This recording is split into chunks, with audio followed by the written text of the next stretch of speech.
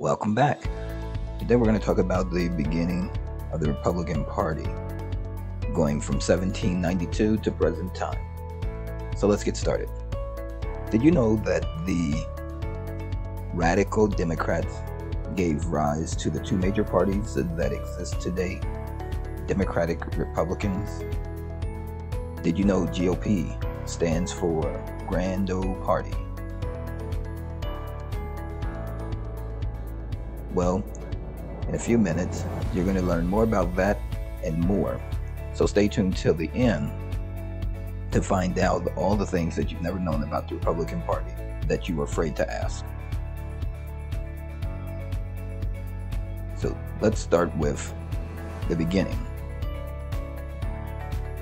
In 1792, the anti-Federalists, known as Jeffersonian Republicans, began. They began as an opposition to the Federalist Party, which was led by Alexander Hamilton. It was so-called Democratic Republican by the Federalists to identify them as radical Democrats. The beliefs at that time for this group that separated them from the Federalists was the whole idea about a decentralized government with limited power. They also favored the Bill of Rights. The party formerly known as the Jeffersonian Republicans in 1798 adopted the name of the Democratic Republicans as the official name of the party. In 1820, the Federalist Party disappeared as the Democratic Republican Party became the most dominant party and then became the only major party in the US. This allowed James Monroe to run for president unopposed, as it became a single party system. In 1824, the Democratic Republican Party split into two factions and became known as the Democrats and the Republicans. They separated as a result of the elector selection practices. To understand that, you have to understand how the electors for the presidency or the electoral college was previously selected. The electors before this point were selected by the state legislature, but this new practice was aimed at giving the voters direct selection of the electors. So what ended up happening was that there were electors that were selected by the legislature and electors directly selected by the voters. And that's where the two factions split and became Democrats and Republicans. In 1828, John Quincy Adams' supporters became known as the National Republicans, and supporters of Andrew Jackson became the Jacksonian Democrats. Andrew Jackson won that election, and then he won yet again in 1832. In 1832, when Andrew Jackson won the presidential election, his opponents dubbed him King Andrew. As a result, they also joined the National Republicans and formed a new party called the Wig Party. The name Wig Party came from the British political faction that opposed absolute monarchy. The name Whig Party was a direct reflection of the members' disdain for the man they called King Andrew In 1854, Abraham Lincoln became the second person from the Whig Party to run for president. Abraham Lincoln represented the Whig Party under the party's new name, which was the Anti-Slavery Republican Party. The Democrat Party split between North and South due to their separate thoughts about whether or not there should be slaves in the regions. This allowed Lincoln to get 40% of the votes and secure the election as president. Abraham Lincoln's presidency marked a turning point in American history. During that time, we had the American Civil War in 1861 to 1865. And then after the war, we had the Reconciliation period, with the Reconstruction Era going from 1865 to 1877.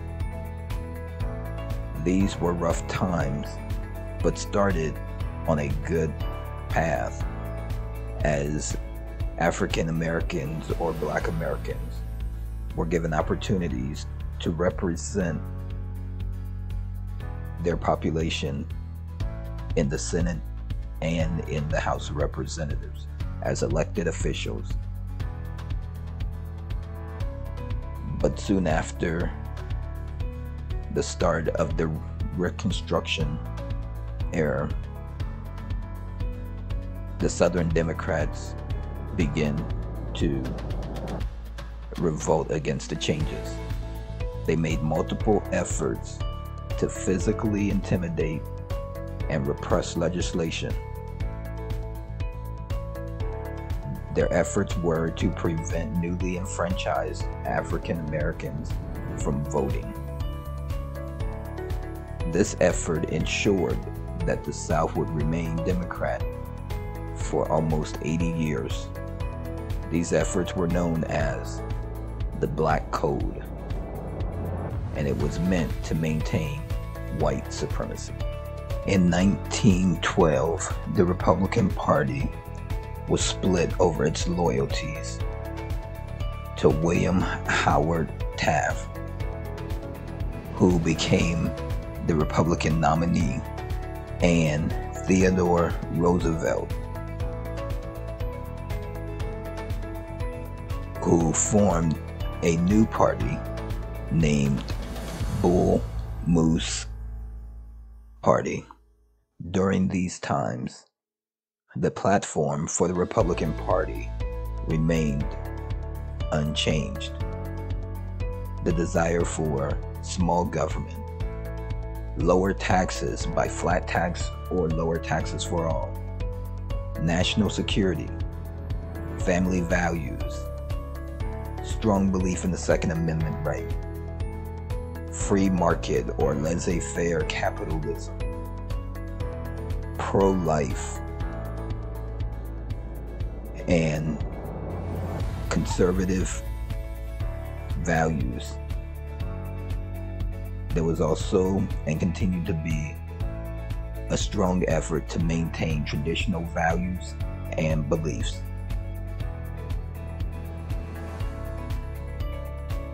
The Republican Party continued to hold on to the name GOP, which stood for Grand Old Party. Today, some of the more prominent beliefs of the Republican Party are: government authority proceeds only from the consent of the people. Individuals and families are responsible for their behavior. Public policy should be made to support that. State, local, and federal government should be limited and guided by the 10th Amendment. Peace through strength and rule of law. Free market, the rights of free enterprise, private property ownership, and private control should not be infringed. Lower taxes.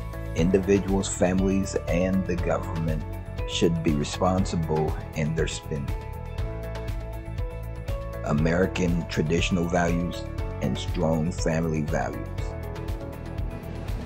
Separation of church and state, but strong belief in faith-based institutions. Parents are ultimately responsible for their family's education and should be able to choose among traditional, charter, homeschool, online, private, or other alternative schools. Private property rights encourage stewardship of resources. And legislators should lead through personal moral integrity and should consider this declaration of principles responsibly before supporting legislation.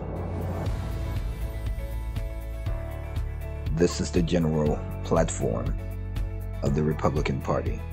These principles and the support that the African Americans received from the Republican Party helped to make this the party that most African Americans felt accepted and part of.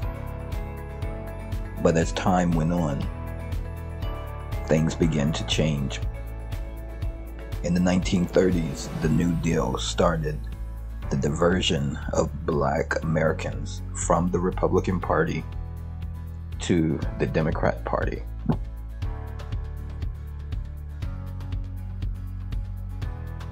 Barry Goldwater's small government speech in the 60s signaled a lack of support for Civil Rights Act of 1964. These two actions helped to solidify the migration of Black Americans from the Republican Party to the Democrat Party, a situation which persists even till today, with some reports that 90% of all African Americans are now aligned with the Democrat Party. Before you go, press the like button so that others may find this information. And if you like this information, press the subscribe button. I will produce more information just like this.